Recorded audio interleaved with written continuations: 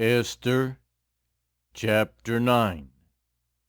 On the 13th day of the 12th month, the month of Adar, the edict commanded by the king was to be carried out.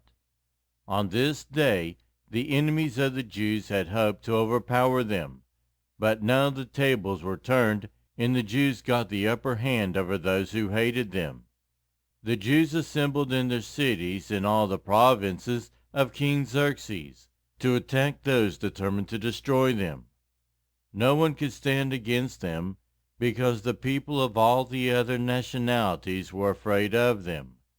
And all the nobles of the provinces, the satraps, the governors, and the king administrators helped the Jews, because fear of Mordecai had seized them. Mordecai was prominent in the palace.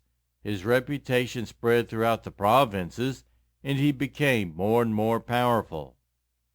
The Jews struck down all their enemies with the sword, killing and destroying them, and they did what they pleased to those who hated them.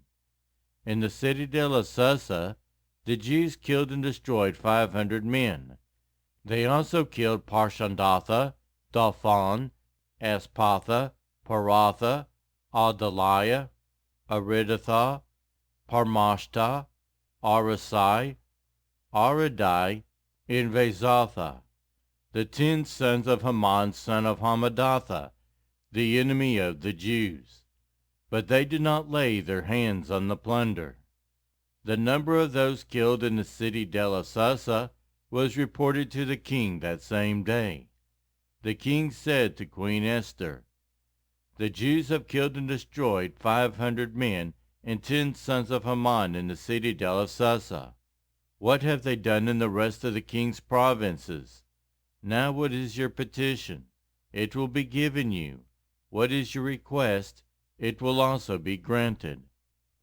"If it pleases the king," Esther answered, "give the Jews in Susa permission to carry out this day's edict tomorrow also, and let Haman's 10 sons be impaled on poles." So the king commanded this to be done. An edict was issued in Susa, and they impaled the 10 sons of Haman.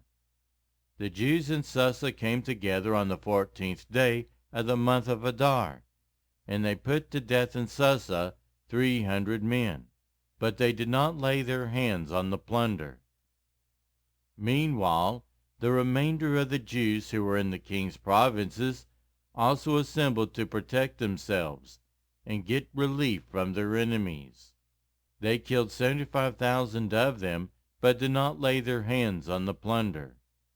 This happened on the 13th day of the month of Adar, and on the 14th they rested and made it a day of feasting and joy.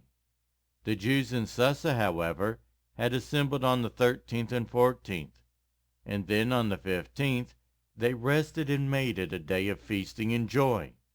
That is why rural Jews, those living in villages, observe the 14th of the month of Adar as a day of joy and feasting, a day for giving presents to each other.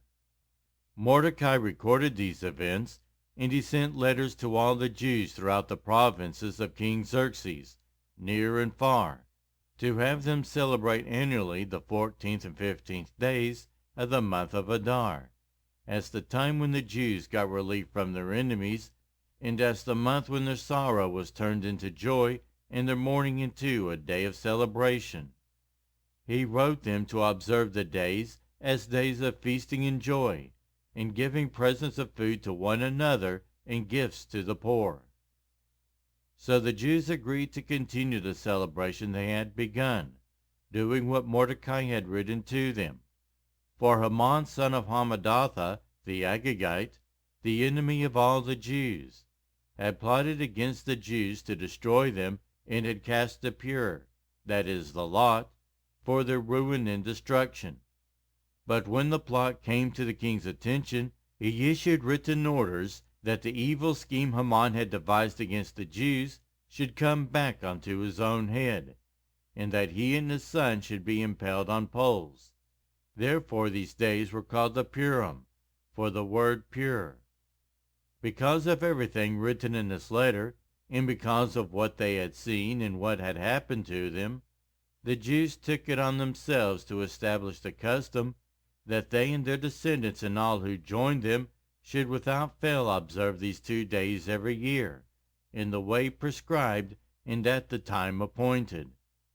These days should be remembered and observed in every generation by every family, and in every province and in every city.